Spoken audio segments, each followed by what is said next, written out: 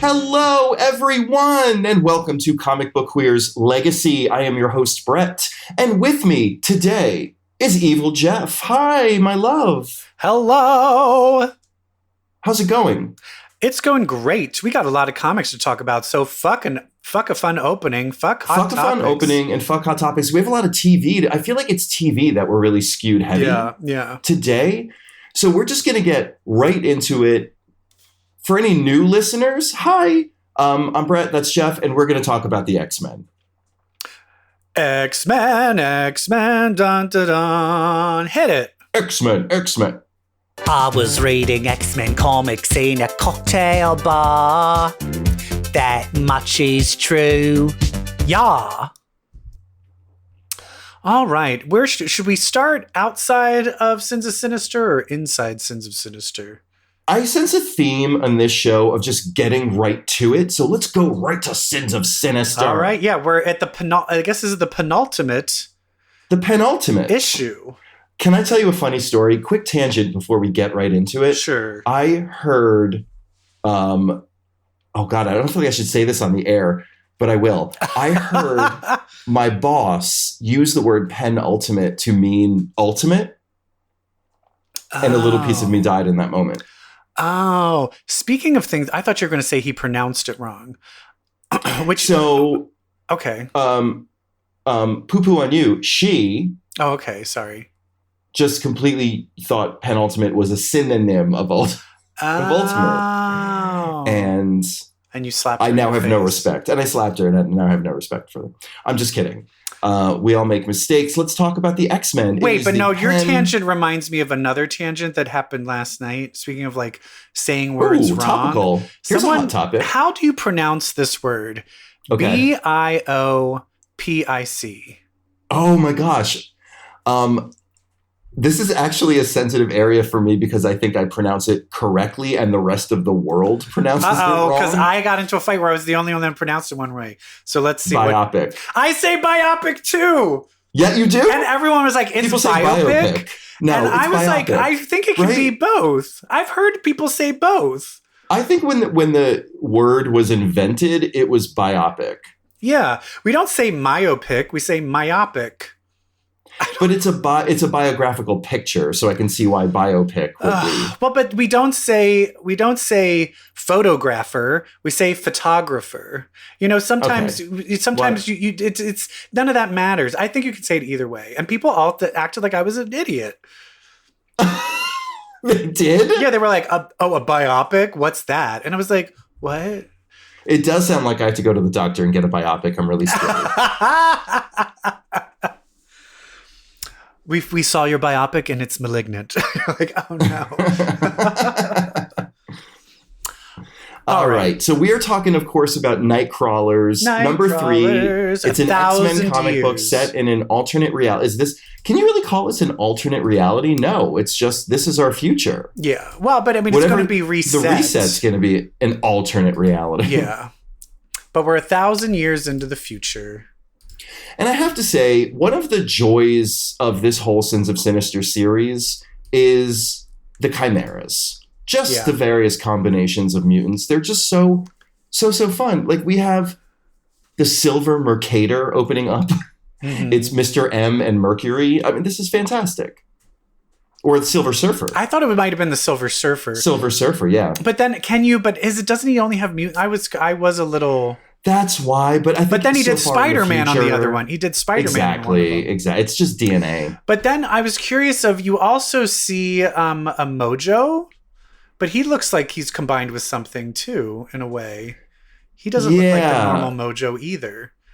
They're called the spine. This creature is the spineless, so Mojo is the spineless one. But the gamers, I have to think it's like, is it Games Master and I don't know. Mojo? Maybe, yeah. Fun, very fun. Or Cordyceps, very fun. What about the Madroxes? Were they combined? They were like had white skin. Were they just sinister or they what is their name? The Teeming Dupedom. Teeming Dupedom. Yeah, I don't know. But it's fun. The Chimeras have been fun. And this was planted in House of X.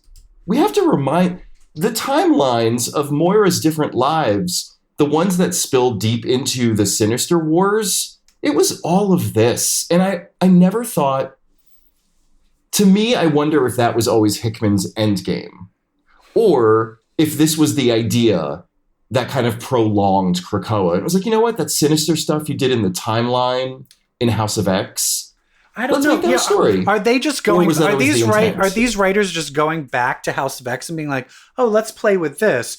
Or I'm curious. Maybe your writer Hickman maybe did be like, "Hey, this is what I was planning on," and they're just like, "This is the end game." Yeah.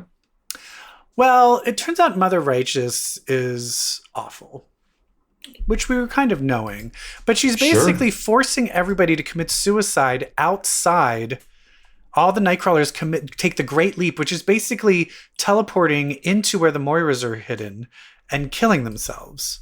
Into the force field to weaken the force field, like centimeter by centimeter. Yeah, it's awful.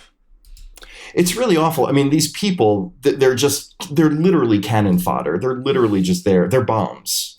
And the one thing I will say, though, okay, I'm being stupid.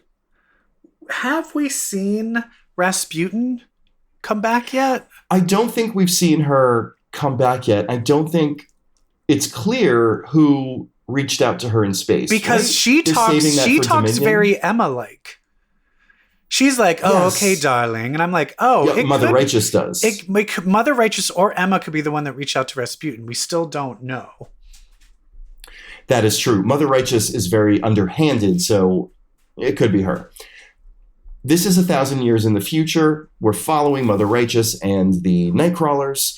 They're in a ship, which is basically the 1,000-year evolution of the fungi-infected Dr. Nemesis, which is wild. That's her ship.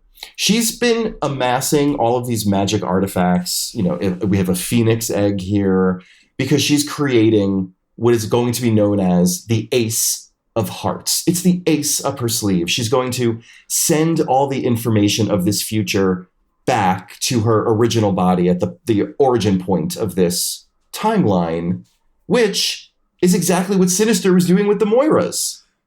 Yeah, but she's like Immortal X-Men. Yeah, she just wants to get it towards her advantage rather than his. Exactly, but it's the same using some sort of thing to download information about the future into your past self. Genius and very sinister. Yes, but she's the magic Sinister rather than the science Sinister. Exactly. And I love that they brought back the Juggernaut being used to kill Thanos. Yes, so they have this map on a data page, which is the Eater of Sin. They're mapping Galactus. And then the Lonely Bullet, which at this point on the data page, you don't realize what the Lonely Bullet is yet.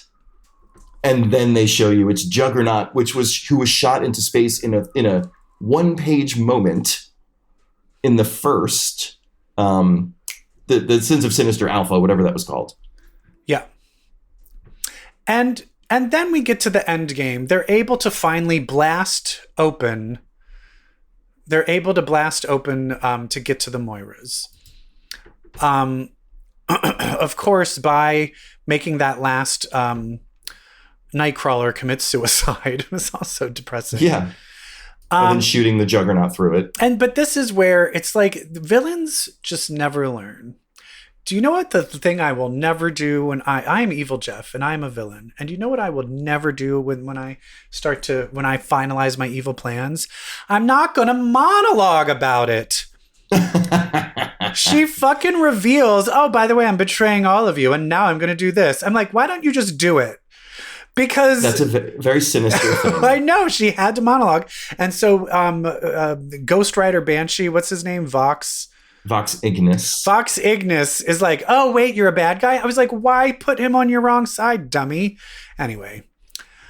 Yeah, and then Wild, she pulls the spirit of variance out of Banshee, and then it's super old 1,000-year-old Banshee. Just old Banshee. Who's still kicking. Yeah. Who kind of looks like, I don't know if you ever saw Banshee's original appearance when he was part of a villain group called Factor 3. It was the original X-Men. Oh, he looked... And he looked like... I could not get through very any of the original strange. X-Men. Oh, no. Sorry, garbage. Stanley.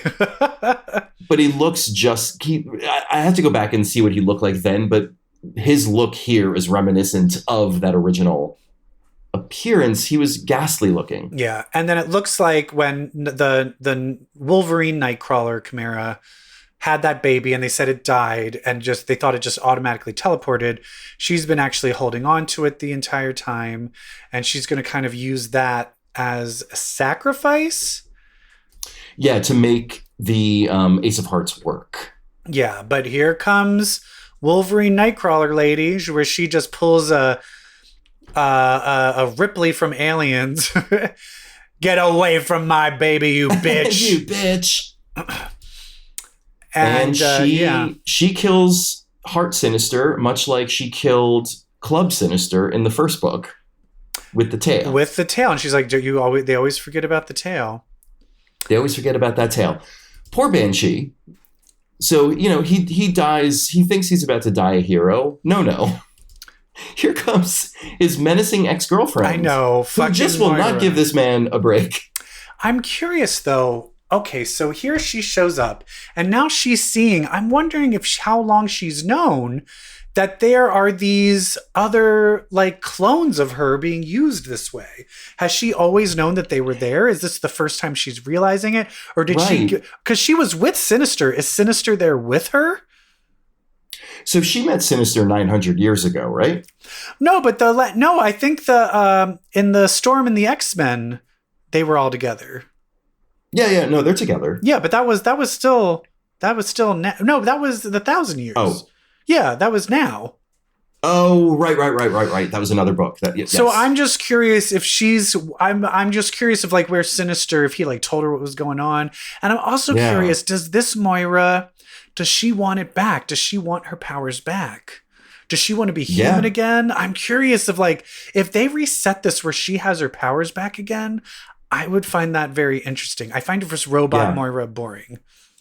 I mean, you could always put Moira's consciousness in one of the Moira clones, too. Yeah. Anyway, I'm excited to see where this Dominion's going to go. So this is all leading up to Dominion, which we'll get next week. Very excited. And now we've got non-Sins of Sinister X-Men stories. Let's talk about Bishop War. Bishop what is it good for? Absolutely college. Absolutely. Half of this book. The good half. The half that's set on Black X-Men world. Yes, which then if for some reason I didn't realize there was also Krakoa. Like they're on Krakoa as well. Or there's a council. Like you see, and they have a school on Krakoa. Yeah, so I found that very interesting. I thought it was just like Westchester. No, it's the school on Krakoa. They have like the best of both worlds. And so I was like, wait a minute. These are the Black X-Men in Earth. I think it's 62. I don't know. I pulled that number out of my hat. Like, wait a minute. Storm is black. Hold up. I thought it was going to be a switcheroo. But no, it's just mutants are black. That's it. Only the mutant gene is only in black people. It's amazing. It's so I think good. That's so. I mean, just thinking though about like the extra. I mean, talk about prejudice. Talk about the extra prejudice these guys went through. I know, right?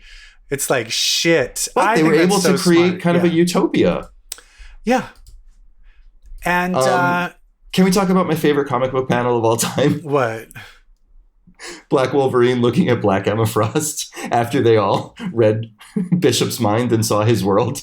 And he goes to Black Emma Frost, girl, you were white. Oh, yeah. Oh, wait. No, that was Sebastian Shaw, Black Sebastian Shaw. Oh, that's Black Sebastian Shaw. Girl, you were white. Yeah. Right. And she was just like, what? There's only one character I like better than Emma Frost, and that is Emma Frost of Earth 62. Oh, God. So then we have Moira with Phylong. And it turns out they're trying to dig into Krakoa to go into the pit and free Sabretooth and shit. I'm like, you got some bad intel, girl. But here's the thing that's also annoying is like, if this was your plan all along, why didn't you do it when you were there and everyone thought you were on their side? I know. And honestly, this plan of like, we'll drill into the pit and free Sabretooth, it's a little beneath Moira and Phylong, don't you think? Like, I can see Fenris coming up with this plan on their own, but like Orcus? I think it's also probably because any bigger plan, they would be like, sorry, that's digging into like the actual plots of the mainstay books. Right. So Exactly. they're like, we'll let her do a plan. Don't make waves. She can do a plan where she's digging into the pit to find people that aren't even And the there. pit's fucking empty. Sorry, bitch. It's going to be like Geraldo Rivera in Al Capone's vault. Oh my God. Do you understand how no one remembers that except us? No one. How embarrassing that was for him. I was a baby. And then he was given his own TV show. And remember when he got his face hit by a chair on his TV show? And they broke his nose. Yeah. And then he deserved it. And then he went on to whoops. be a right-wing Fox News analyst. Yeah. But now he's retreated because he was kind of like, all right, everyone's gone insane. He was like, whoa, yeah. But now it's like, but then it's like, girl, you danced with the devil, dummy. Right, girl. What did you think there was? But at that point, but I'm still like, you made us watch a whole show where you opened up Al Capone, not know his vault, not knowing if anything was going to be in there. People don't remember that literally people were glued to their seats. What's going to, and there was nothing Huge inside. It was a bottle. Ugh. What an embarrassment. That was such a hyped up event. I honestly feel there really is nothing interesting that happens on the other story. Oh, you know what though? I will prove you wrong. So they go visit Tempo of this Earth 62, who evidently, like Bishop, is not a mutant. And she is working on some genetic thing. She's a geneticist, Dr. Heather Tucker. Okay. And then boom, the Human Liberation Front comes in. Now, I remember an old, I think it was an X-Force story, X-Men maybe, where Heather, Tempo's dad worked for this like genetics lab that was doing stuff to mutants. And the Mutant Liberation Front, when Tempo was on that team with like Reaper, whatever, those people, she like warned the scientists like, hey, terrorists are going to come. You got to get the hell out of there. And then at the end, you realize that Tempo is the scientist's daughter. Mm-hmm. And so it was like Tempo's father worked at a lab just like this one, and boom, crashed through the wall. It was the Mutant Liberation Front. I think that this is kind of like paralleling that old X-Force story. Yes. Yeah, I think it was, but I remember, didn't they kind of first show up with Stroman's X-Men or the Peter David X-Men, X-Force? I definitely see them drawn by Stroman. The Peter David X-Force is when that might have happened around, because I remember they were showing up there. Oh, yeah. But I was agreeing with you. I was talking about the Fenris side. Oh, that's the story. I'm like, nothing right. interesting. I was like, let's skip all that because I don't think anything. I think you meant the back half. No, just the part where it's all. Oh my god! Fenris. And I'm the one that established this book in halves. I said there was one half and another, and then I didn't even follow what you said. And you took it down. What the fuck? But yeah, so I just am like, I'm having fun with this. There's just literally half the story I really don't care about, and there's one more issue left. I want the other, instead of the Fenris stuff, I want the other half to be Black Emma Frost and God, I really wish that was Wolverine. Black Emma Frost and Black Shaw just talking about what they saw. Oh my in god. Bishop's head. I love it. So fun. What else we have in the X-Men books? We have some New Mutants. Lethal Legion. This one was better than the last one. Right? I thought this one was super fun. They finally were getting it together. I think it felt a little too like written for like a 5-year-old. Yeah. And this one, it felt I kind of get what's going on a little bit more now. And this one, it's got kind of two halves. You've got Wolfsbane and what's their name? Carter? The one who can turn things into chocolate? Morgan. I felt this was very boring. But I just like, to me, having Wolfsbane riding a giant freaking out lizard while on the phone with Karma and Mirage as they're all emo. And she's like, can't really talk now. I like that. I thought that was fun. Also, I thought bringing up the Mutant Massacre was great. Also, I do feel, here's what, if I was writing this, and I think this might be where it's going, I have a feeling Morgan might actually die and get resurrected. And you know how when you resurrect, your powers start become a little more powerful? Oh, yeah. I don't think Morgan's powers are just turning things into chocolate. He can change.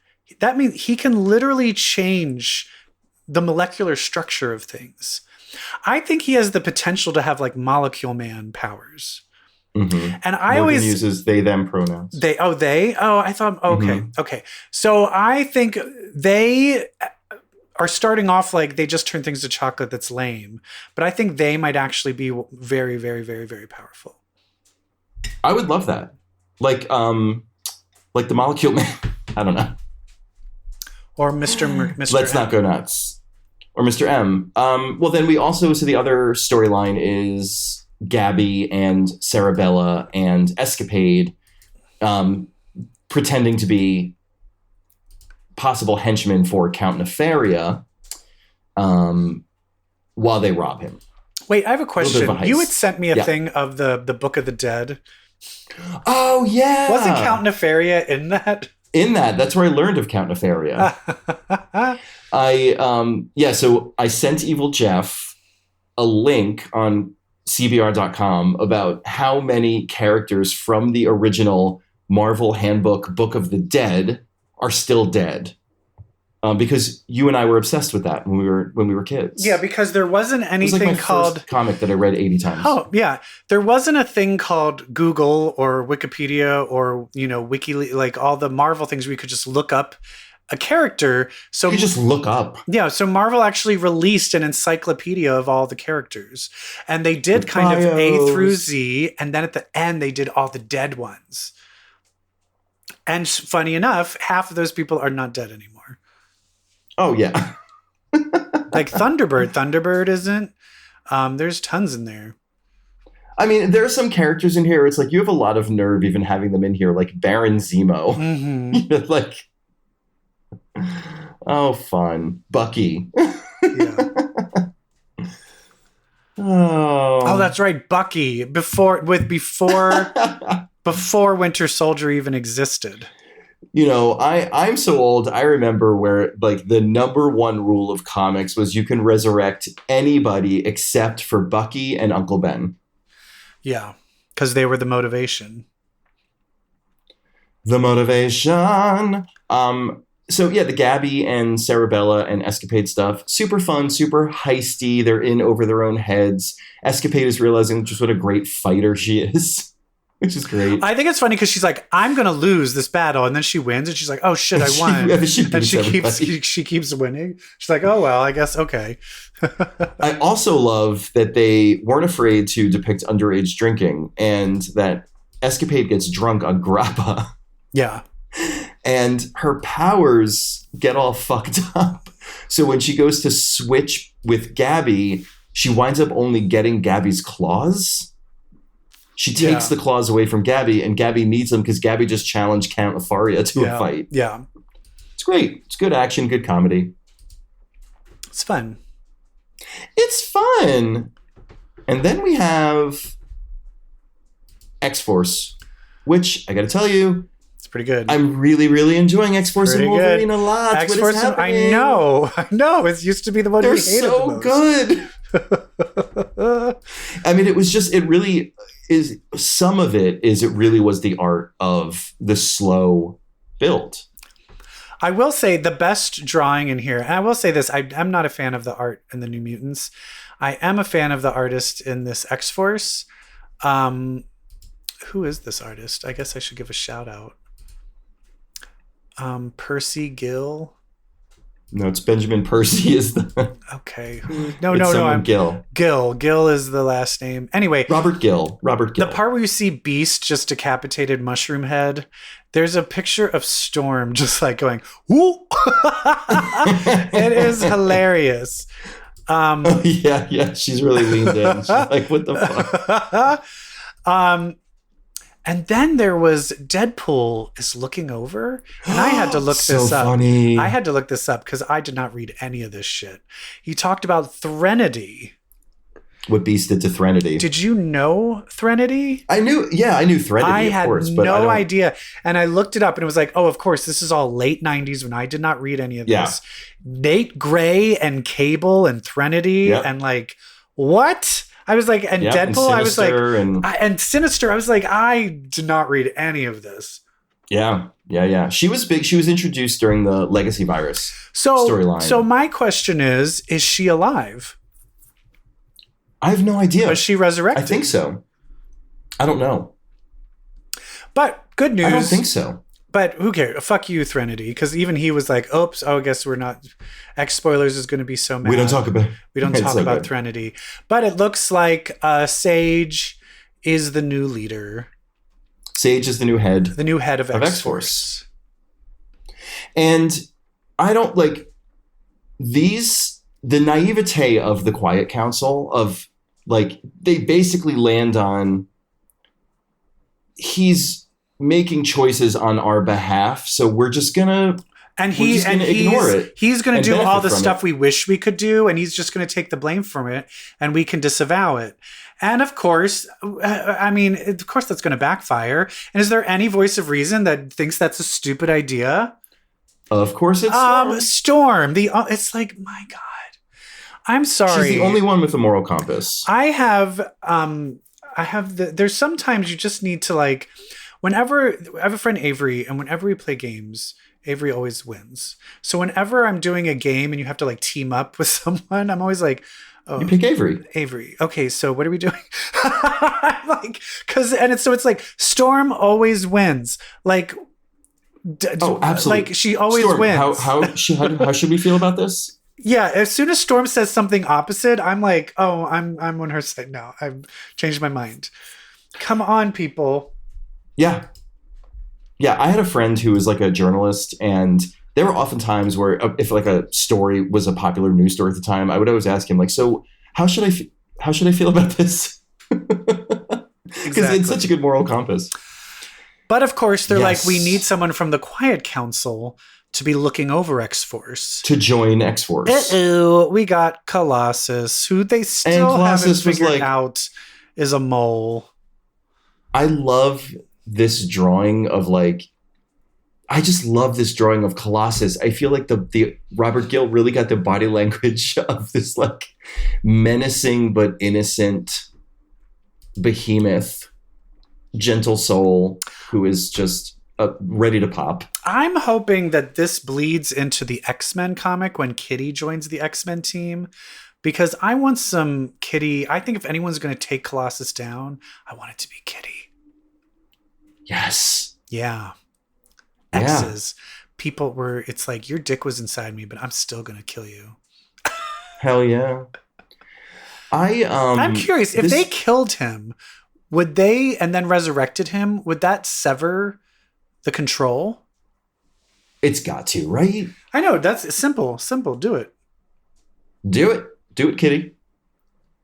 This whole scene of Laura fighting Guido and Juggernaut and Blob. Yeah, that was funny. Like, I like it. It's fun. It's funny. But this whole notion of Laura being like, Wolverines don't join teams. I'm like, girl, you've been on like 10 teams. Have you've been on like 9 teams. You're just on the X-Men. I will say this person doesn't get Percy, who's the writer. He doesn't get the full Laura experience yet. I think especially when we see Laura in Exterminators and Laura, even when she was like on X-Men Blue, she definitely she's a lot more textured than just like Wolverine with tits. Yeah. Yes. Yeah, it was just a very Logan thing to say. Exactly. Right? I felt like he's just writing Wolverine, but it's just Laura. And then at the end, we get the return of a character who went bye-bye a while ago. We have a very old Quentin Quire showing up. I know. I'm interested because did he just die or did he disappear? I forget. I got to go back. It was like he was battling that one monster. That wasn't it. The when that Cerebro became self. Was it when Cerebro was like taking people's brains, and becoming self-sentient. Yes. Isn't that when he died? Yeah. I can't I think remember so. like if he just was killed, because I think he was killed and then erased from Cerebro. Like I said, slow build. Sometimes you forget. I miss Quentin. I do too.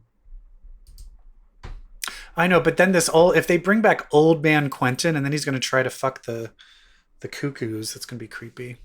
Oh, it's going to be problematic. Yeah. Speaking of problems, have you been watching anything on television? Oh my God, yes. Just so I can forget about my problems. How about we hit the music? I always feel like I'm watching a comic movie or TV.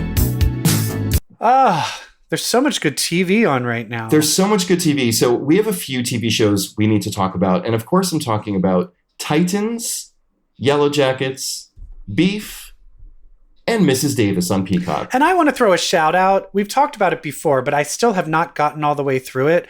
I just watched the Escape from Shit Mountain episode of the Natasha Lyonne show. Oh, Poker Face. Poker Face. And it was Joseph Gordon-Levitt, Stephanie Sue. Oh, I haven't seen it yet. Joseph Gordon-Levitt, Stephanie Sue. And the hot Latin guy from Umbrella Academy. Oh, really? Yes. Oh, I definitely got to see it now. You need to see it because this one, it flips the script a bit than how they usually do it. Nice. And good. Good. That show is just so fucking good. There's so many good shows. So good. I mean, since we're on Peacock, let's just run into this one really quick. There's a new show on Peacock called Mrs. Davis with, what's her name from Glow? Betty Gilpin. Betty Gilpin. What a surprise. This is the weirdest show I've ever seen. But in like a fun way. But in fun, like, I mean, that's a high compliment from me. It is so weird. It kind of reminds me of John Wick, like the first John Wick, in that they just drop you into this world and you're finding out things about it as they kind of slowly leak out, if they explain them at all. And I love it. I hate it when people do, let's just do a long narration in the beginning to explain how this world works. They do none of the exposition. And that makes it so much better. Yep. For me, it feels like, wait, what did you say it was like? John Wick. It's like John Wick meets Peacemaker meets like Wes Anderson. Not like, and because it's just so weird. There's just like, here's these German bikers. And you're like, what are they from? Where do they come from? It's so weird. So if at the end of the first episode, I had to recap it for my husband. I was like, all right, it's just for my own benefit, like my own clarity. I was like, okay, so she's a nun who works for some sort of secret organization that takes down magicians. Yeah. And she doesn't know who her bosses are. She gets targets that she has to go after. But at from this secret organization. But at the same time, the world order has changed. There's a whole there's a world order change where an AI algorithm was released, kind of like Siri, and controls society. And controls all of society, but there's peace everywhere. And it seems that only one person won't talk to the algorithm. And it is... and it's our nun, Simone. Simone, or Sister then she was Simone. also called Lizzie at one point. Well, that's the other thing. Then at some point, she's kidnapped, and these guys show up to save her in this giant, like, roach exterminator van, and this dude on a motorcycle who she knows and is calling her Lizzie, and there's obviously history between. So they don't tell you anything about this character's background. Well, from what I'm guessing, makes her so but you saw how she was using magic tricks to like get out of handcuffs, and they said that her dad was killed. I think the algorithm, I think her and her dad were a magician pair. And I think that's why she's battling against these magicians. And somehow the algorithm caused her dad to die. And that's why she's now, and then she became a nun. Did you recognize who some of the nuns were? Margot Martindale was mother. Yeah. Did you recognize one of the blonde nuns in the background? She had almost no lines. No, who? George Glass. It was Jan from the Brady Bunch movie was one of the nuns. Oh, wow. Yes. From The Annoyance. Wasn't she? Wasn't she the Jan when they did it, The Annoyance? No, at the In Annoyance. Chicago? No, that was when what's her name from Saturday Night Live? Melanie Hustle. And I never Yes, realized yes. what's her name? Jane Lynch played the mom. Jane Lynch was the mom. Oh my god, that's insane. Did I ever tell you I performed with Melanie Hustle? No. For a while I did this. They still do it, but I'm not in it anymore. But it's Golden Girls Live, where Jackie Beach, Sherry Vine, Drew Droege, and Sam Pancake will we'll do just the literal scripts of Golden Girls in drag, and it's hilarious. And whenever they need like they did the lesbian episode where and, you were just talking and Melanie Hustle plays the lesbian, and they just dress her up like a full bull, like a full bulldog. It's so fucking funny. But I played like a date, like one of Dorothy's dates or something. So I got to like work with her, and I was just like, Elsa, can I help you? I love you. You have the best. I love everything about you. She's had the best Marsha Brady.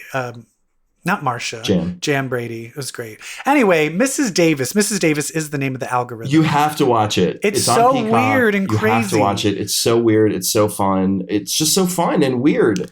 Yeah. Another one that's fun. Oh, what? Were you going to say something? No, go ahead. You're fun segueing. and weird and strange and innovative and kind of like one of a kind is beef. Beef. What is it about beef? It's A24. It's A24. It's A24. Although they're in trouble right now. The scandals are brewing. What's happening? I think his name David Choi, the one who plays the convict cousin. He has on this show. I think I meant for A24. No, on the show.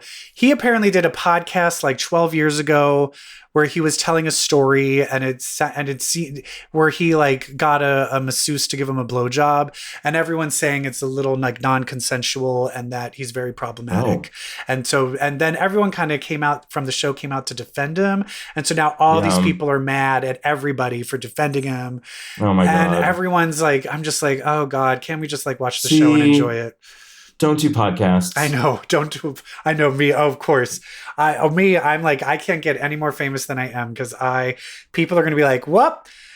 Let's listen to this old comic. I remember there's an old comic book queers episode where I probably said faggot like 5,000 times. I was like, faggot. Yeah, I'm sure there's many a thing that can. I mean, my YouTube channel. There's many a things that will destroy my career. Not me. Oh, can I tell you a fun story? Yes. So I have been playing with ChatGPT a lot. Playing with speaking of AI. What are you making it do? A lot of stuff for work. I have to find a lot of story ideas and stuff like that for work. So I write a lot of copies and I have it do it. But I was like, what do people think of the podcast Comic Book Queer's legacy? Oh, shit. And it was like, we don't know what that is. No, it's not true. It actually came out with this great description, but it said the hosts are Brett White and EvilJeff. I don't know where the hell Brett White came from, but isn't that such a good name as a foil to EvilJeff? Yes. Why haven't I been Brett White because this you whole are the time? white. You're the white queen. You do Emma Frost. Why haven't I been Brett White this whole time? And why did AI suggest that I am? Here's what's crazy. Why is it such a genius? I had another weird ChatGPT thing that happened. This was actually Bing AI. My editing partner on he was like, something weird is going on. I was like, who are the people that create and then it was like, oh, it's it was talking about me and Ron. It was like, and Jeff McCubbin, who also made the documentary You Don't Know Me about the Showgirls, and that the person who made that documentary is my old roommate when I'm from Chicago. Oh my god! Whose name is Jeffrey McHale, and I'm Jeffrey McCubbin. And so then we were like, who is? And for some reason, because we worked on a movie together, and because Jeff McHale worked on a show that Ron had worked on once, it just merged us together as the same person. That's so funny. Yeah. So AI, don't be that scared yet, because it's still garbage so far. It's not fully replaceable. I mean, we're getting there, but we still have a few years left. By that time, they said society is going to collapse in 2040. So I think we'll be good until then. Yay. All right, let's talk about beef. Beef. So what I love about the show, which is about, I'm 2 episodes in. Mm-hmm.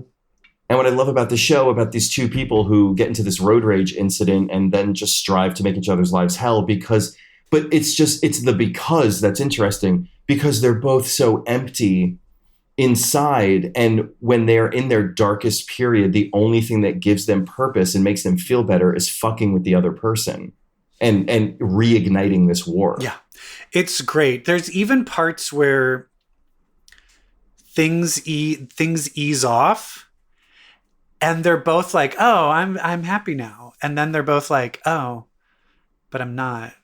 They need it. I'm not happy. And then they start reigniting it again because it's the only thing that it's the only thing they have. Makes them feel alive. That makes them feel. Yeah. Ali Wong has that great speech of the moment she had her baby and held her baby in her arms for the first time.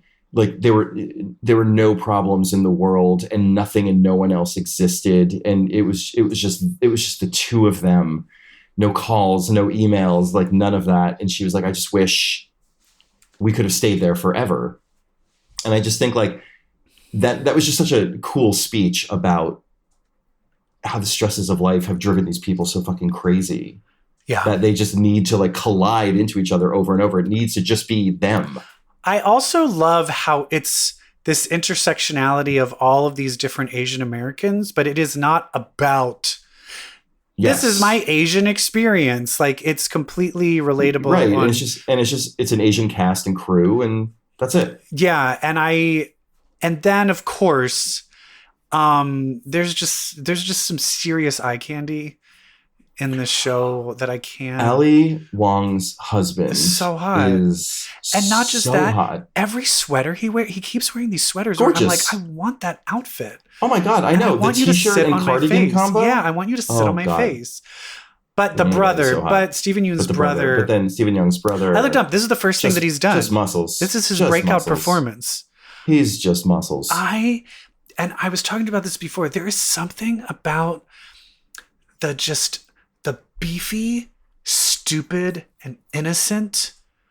Like himbo. The himbo. You like himbos. But I don't in real life. It would drive me insane. But when I see it on television. Himbos in real life. Well, there are. Yeah, but when I see it on television, I'm just like, enter me. My body is ready. My body is ready for the taking. Just be muscly and dumb and kind all over me. Young, dumb, and full of cum. And Brett has not watched it, but there is a sex scene with him. And it will give you shower nozzle I can't wait. Masturbatory fantasies for weeks. I can't wait. Yeah, it's... Trust. But the show is just very unique. And it's just... This is why sometimes I do feel I'm seeing more interesting things in TV than in movies. And the most interesting thing I see in movies is in horror. Yes. Or A23 or from A23. Yeah. I feel everyone else is just phoning it in of like, let's just do a big blockbuster. I miss good comedies. I know comedies are now always relegated off to they're not relegated to the movie theaters. They're just sent off to like streaming. Yeah. I honestly feel like the last good comedy I saw was Barb and Star. Yeah. So good. Actually, I will tell you this. I did watch one last night because Joe was like, I really like Dungeons and Dragons. I want to watch Game Night, which is the same director-writer. So funny. And we watched it and we're like, oh my God, this is so good. Why was this not more popular? Surprisingly good. What I loved about Game Night is that they have so many scenes where they have to like do something according to game rules, like where they played hot potato with the, like, what is it, like Fabergé egg? Yeah. Like, they wind up like having to do stuff that mirrors games. Yes. It's so fun. Yeah, it's really fun. I think that director is going to do some really fun stuff going forward. Freaks and Geeks.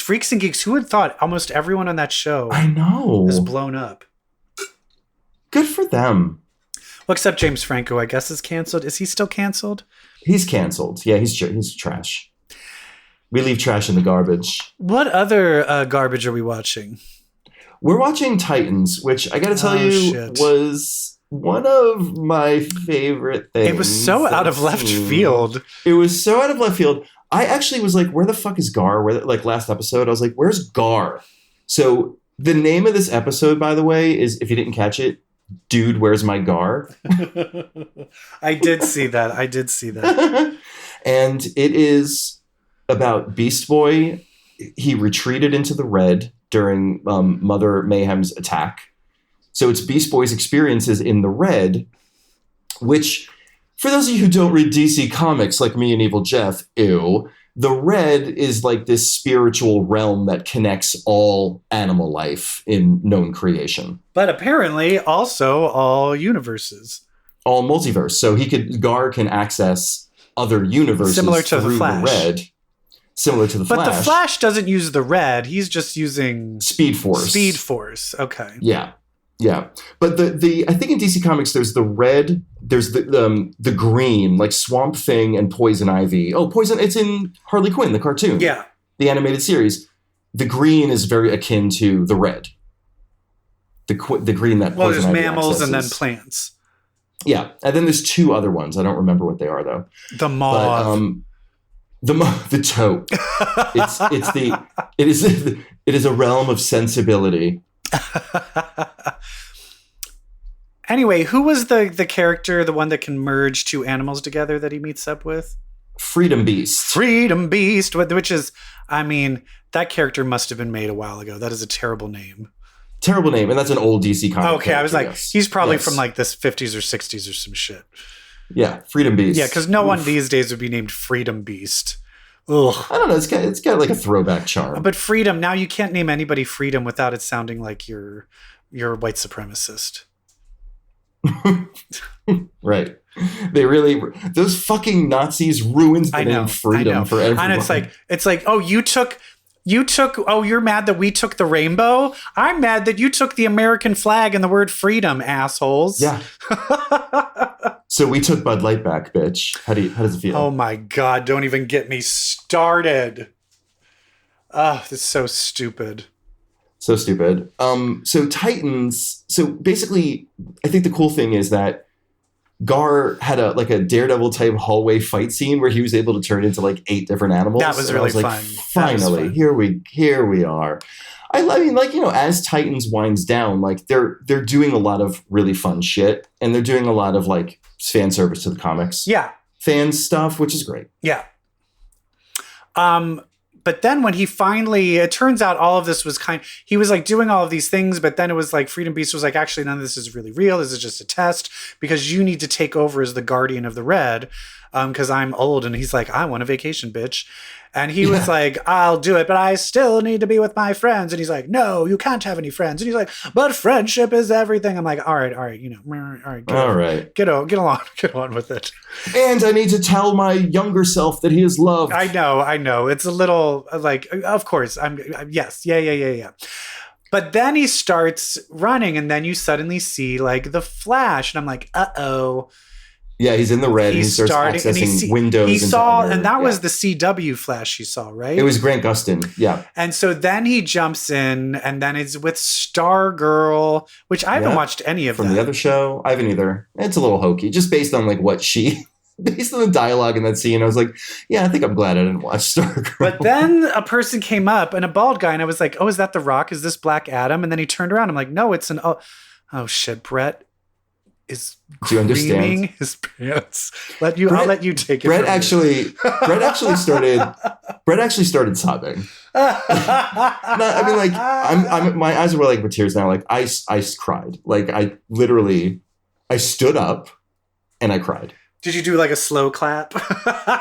I held my hands on my heart, like I was Kitty Pryde seeing Colossus back from the dead. Tell them what happened. So one of the portals, the windows in the red that opens up, is a window to the back of a bald man who is sketching in front of a mantle. And the guy turns around, and it is the Grant Morrison, architect of the DC multiverse. I can see you. Do you see me? Mm-hmm. And EvilJeff, I don't know if you know what that is a reference to. What is that a reference to? It is a reference to Grant Morrison's iconic panel in Animal Man from the late 80s, where Animal Man turned to us, the reader, and said, "Oh my God, I can see you." Wow. That's great. Yes. So that was incredible. And then more windows keep the popping cartoon up. Beast So Boy. we see Gar from Teen Titans Go, which was incredible. We see Shazam. Oh, that's right. We did see Shazam. Yes. See Zachary Levi's Shazam. We hear fucking Cesar Romero's Joker. We also hear Kaylee Cuoco, Harley Quinn. Yes. And then Gar falls into what we don't know if it's like another dimension or if it's his dimension, but just elsewhere in it. And this I knew immediately where he was when he landed. Oh yeah, I mean you could recognize the Doom Patrol's mansion, but it didn't hit me until later that they added Cyborg. They finally added Cyborg to the Teen Titans. Like Cyborg, like Teen Titans Go, Teen Titans the cartoon, like Cyborg, like main Titan. And they finally, the fact that they dropped Beast Boy into his best friend Cyborg's arms at the end of that was like the perfect icing on the cake. Because even when Doom Patrol appeared first in the Titans, even when that happened, Cyborg wasn't in it yet. Right. My question is, it seemed to me that when they started the Doom Patrol series, it felt a little different. And I was like, oh, is this just a separate... And they never really mentioned Gar. And I was like, oh, is this like a separate universe? It is a separate universe. And in fact, that's proven by... Because I'm holding that the Doom Patrol universe that Gar dropped in is probably his own. Well, okay, that's what I was wondering. Because Cyborg has all of his tech. In our Doom Patrol, that's the one true. The show but is about, yes, he doesn't have his tech. All right, that does make sense because he was still referring to how he was part of that whole world of Doom Patrol, and I liked how they even referenced back that the reason he was part of the Doom Patrol is because of the Red. He's probably immortal. Like getting a connect to the Red is a way. Exactly, and they brought the Nigel thing. How Nigel's only looking for things for immortality. It's all coming full circle. It's great. It really is. Yeah, it's really good. Really good. Because it kind of felt like they forgot that Gar came from the Doom Patrol. It felt like swept under the rug. But no, like they're owning it. They're leaning into it. And the other thing I loved is there was a little mid-credit scene where it was Cyborg acting goofy, like smiling big into the camera and like eating a giant cookie. And I think that's signaling like we're going to go full Teen Titans. We're going to do Teen Titans Go. We're going to give you classic Titan shit at the end. I'm trying to think. And it's going to be fun and dumb. But Superboy wasn't in Teen Titans Go, right? No, it was just the 5 of them. Okay. Just Robin, Cyborg, Gar, Starfire, Raven. Now, but which Robin will be part of the Teen Titans Go? Is it the new Robin or the old or Nightwing? Which Robin is it in Teen Titans Go? I'm saying which one do they? If they're gonna lean into it and go full Teen Titans Go, will they use the new Robin? Oh, they'll use Jay Lasurgo. Yeah, he'll be dressed up as like a. Oh, for sure. Oh, that's fun. Who is the Robin in Teen Titans Go? Is it Tim Drake? I don't think remember. I know that. I don't know. Is it Dick Grayson? I don't know. I just don't know. Look at us assholes. There are 4 people yelling at us right now. I know. It's Tim Drake, you stupid fucking bitch. I hear it. What about... Wait, let me just look this up. Which Teen Titans Robin... Are you doing AI? No. I'm just... Nope. The Teen Titans is Dick Grayson. So it is Nightwing. What about another show? What other show? Oh my God, there's another show. Yellowjackets. Girl, this show is crazy. Yeah. Yellowjackets is crazy. If you don't get Showtime, you're crazy because you need to watch Yellowjackets. And granted, tonight as we're recording this, so it'll already have aired. But the scenes from next week show all of them together. All the female characters are together as adults. Oh, good. Like it shows them all standing next to each other. And I'm like, what? Yes. This is what I've been waiting for. Can we talk about Lauren Ambrose as adult Van and how it is everything I wanted and more? Yeah. She's perfect. And she's stuck in the 90s. Yeah, she runs it like a VHS, a lesbian VHS store. And it's so funny where she's like, oh, you need to rent Watermelon Woman by Cheryl Dunye. And I'm like, bitch, the last time I saw that was on a VHS that I like rented at an artsy fartsy like rental place in the 90s. And I'm like, but this is like now. I'm like, Jesus Christ. And she's clearly on drugs, an oxy addict. Yes. That she tried to hide. It looks like she's taking her mom's medication. I actually, after watching this, I decided, I was like, I want to rewatch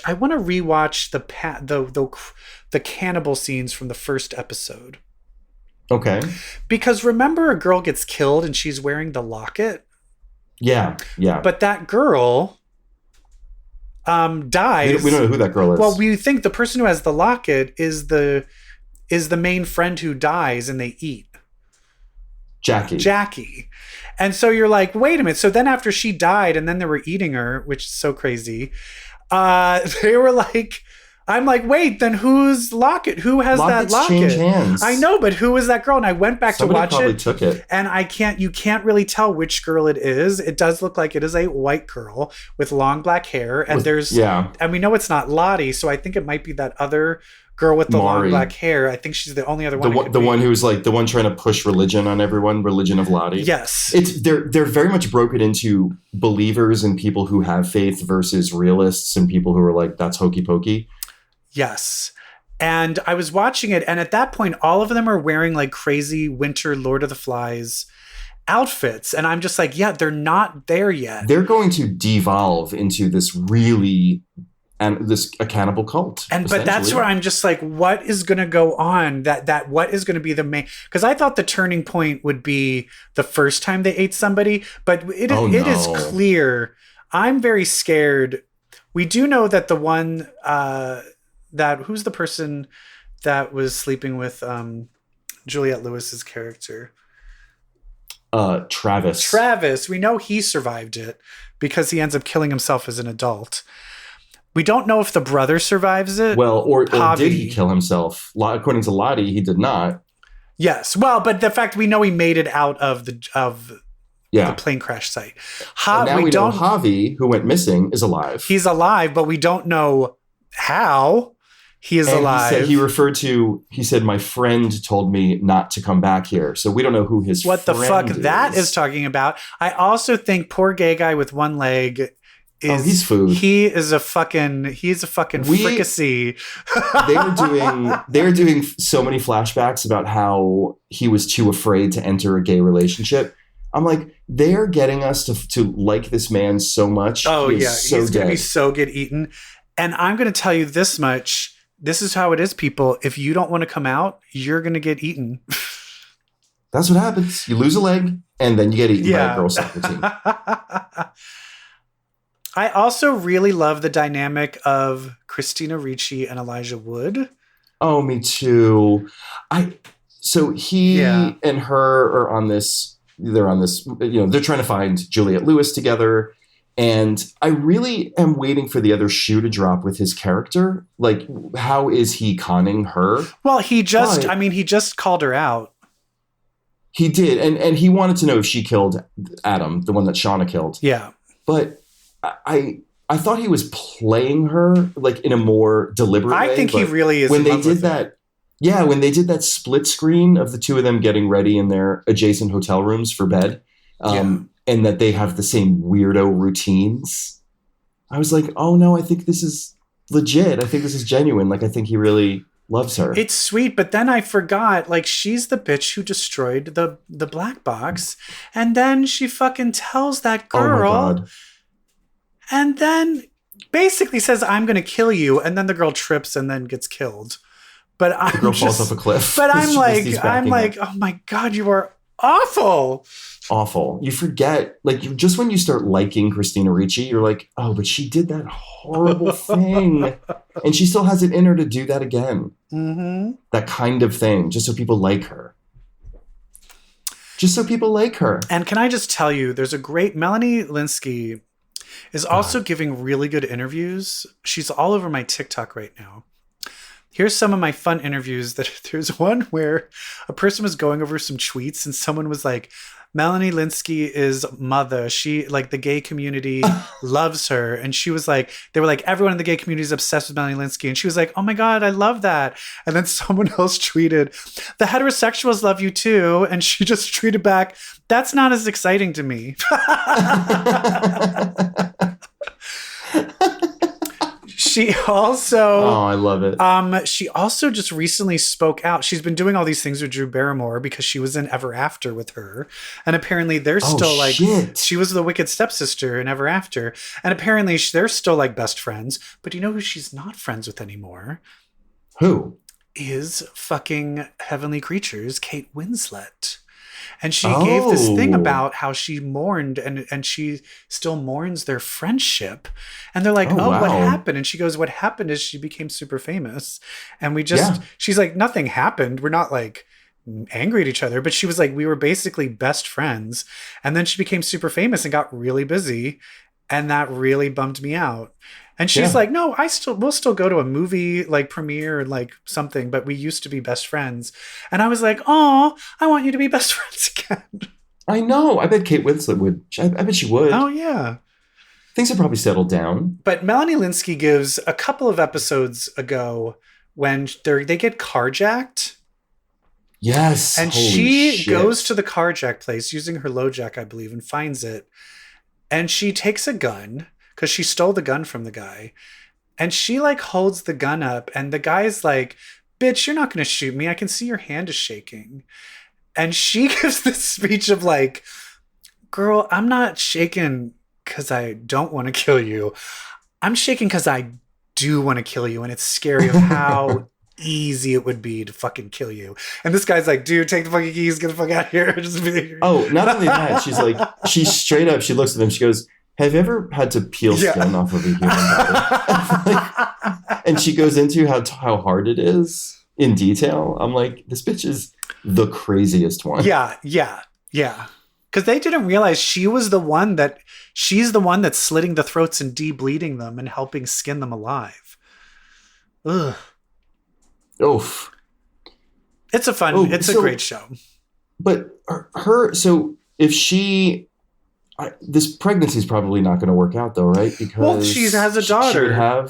She has a daughter that's in high school. And if that happened 25 years ago, there is not a 25-year-old dude around. So do they eat the baby though? I just don't want it to be like a mother. Did you see the movie Mother with Jennifer Lawrence? No. Where it's like a retelling of the Bible, and she literally gives birth to the baby, and all the people grab it and eat the baby. God, I hate that movie. I hate that movie. Yeah, I read Aronofsky said it was about climate change. Go fuck yourself. Like no, it's Mother Earth. I know, but it's about the Bible. You stupid piece of shit. Oh Jesus! It's literally going through the whole Bible. It's just the stupid Bible. It's so bad, and Kristen Wiig should have gotten a Razzie Award. I love Kristen Wiig, but it is one of the worst performances. Ay. Have you not seen that? You should watch that movie because it is funny. It's funny because it's so bad. It just got panned so bad. I was like, I don't know. But it's a movie I think if you and Jeff watched it together, you would just Jeff would hate smoke it. a blunt and just start laughing. It's so ridiculous. Oh God. Is that all the shows? Michelle Pfeiffer's in it though, right? Yes, she plays. Okay, she plays like she kind of plays Eve, I guess. Okay.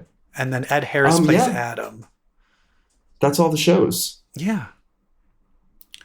We did it. We did it. I'm forcing Brett to read a gay manhwa, a Korean BL. I can't wait. There's lots of sex in it, so I hope he gets a little far into it to get some of the sex scenes going. And I want to hear what you think of the show. We'll talk about it next week. So tune in. Tune in, won't you? But in the meantime, watch out for those comics and comic-related media properties, okay? Oh my God, whatever do you mean? Oh my God, because if you read comics, well, then that makes you... It makes you... Queer. Bye. Bye. Shazam.